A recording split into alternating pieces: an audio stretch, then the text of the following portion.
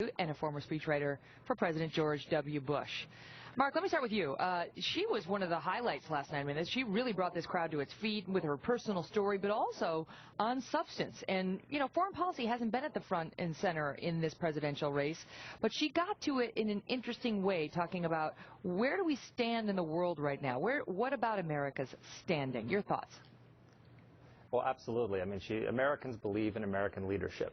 And she made the point, and I'll disagree with her slightly, that she said that Barack Obama is leading from behind. I would say he's not leading at all. And you can just look at the litany of his record. I mean, on Iran, negotiations and sanctions are failing, and Iran has made more progress toward a nuclear weapon in the last 3.5 years than they did in the 30 years since the Iranian Revolution. In Syria, Iran's closest ally in the Middle East, they're massacring tens of thousands of civilians, innocent men, women, and children, while Obama stands by and does nothing because Russia and China won't let us. On Afghanistan, he announced our withdrawal before sending surge forces, which send a signal to the Taliban that they just simply have to wait us out. On defense, he's put us on track to cut more than $1 trillion from the defense budget, cuts that are so deep that his own defense secretary has said that they were going to lead to the smallest army since 1940, the smallest navy since 1915, and the smallest air force ever. On trade, as she pointed out in her speech, he has not enacted a single free trade agreement of his own making, while China has done 15 of them. And quite as she pointed out, very importantly, on the debt, Obama has put our global leadership at risk by racking up more debt in 4 years than any president that came before him, from George Washington to George W. Bush. So America, under Obama, America isn't leading from behind. We're being left behind. Simon? That was pretty good, Mark. So very briefly, first of all, I think Condi Rice is one of the most compelling figures in American politics, and I really appreciate the tone and tenor of the speech last night, and I think she's clearly an American patriot, and I just want to hats off to her for a great effort last night.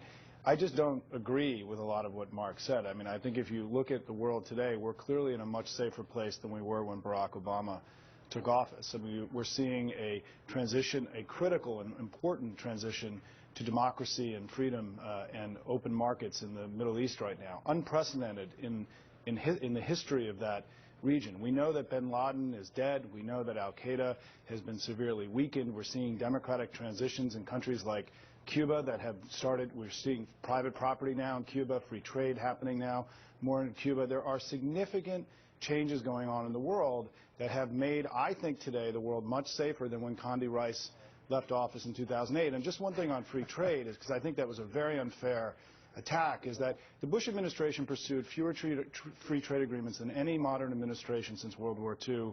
They were anemic in their effort in support of free trade. Right now, the President of the United States has negotiated the most comprehensive and far-ranging multi-state, multilateral free trade agreement in the last generation, called the Trans-Pacific Partnership, which with Japan and Canada, reorienting our foreign policy away from the Middle East and other regions towards Asia, which is the most important region of the world in the 21st century. I think the President has a strong record to run on. I think this is going to be a vigorous debate. This is the least experienced foreign policy team the Republicans have ever put forward, and we are happy to have this debate in the fall. But are they less experienced, Mark, than Barack Obama was when he ran for office 4 years ago? Yeah, the community organizer hasn't organized the international community very well. I mean, look, the idea that Obama is responsible for the state of the war on terror, he had inherited al-Qaeda and in defeat. The operation that got bin Laden, which we're hearing a lot about now because of this new book coming out, it was made possible by the intelligence gathered from the CIA interrogation program that he shut down. When Obama had a chance to interrogate a high-value terrorist, the guy who was captured trying to blow up a plane over Detroit, they read him his Miranda rights. So he's not interrogating terrorists. He's using the intelligence that he inherited from the Bush administration. The one thing that he gets credit for in the war on terror is because he is, with the exception of interrogation, he has adopted the counterterrorism policy inherited from the Bush administration. The increased drone strikes, Guantanamo Bay, indefinite detention, terror surveillance. These are all things that he campampained against and has reversed himself either willingly or unwillingly. Yeah. So the idea that I want to give Simon the last word, but I want to ask you this, Simon, before I let you go. Are people paying attention to this? Are they paying attention to foreign policy in this debate? Look, every presidential election, I think, is about guns and butter. Foreign policy matters. People want to feel safe. They want to understand that their leader has what it takes to ensure America's security and prosperity in the broader world. I think that you will see this as we get to the debates. I think foreign policy will matter more.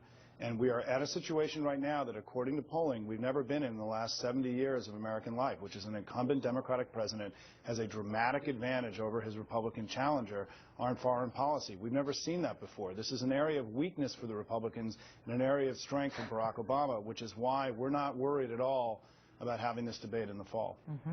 Guns and butter. I like that. I haven't heard that before, but that's a nice, easy way for us to understand it. Simon, Mark, thank you both so much. Thanks so much, Megyn. Thank you. Well, coming up next, a journalist for a major media outlet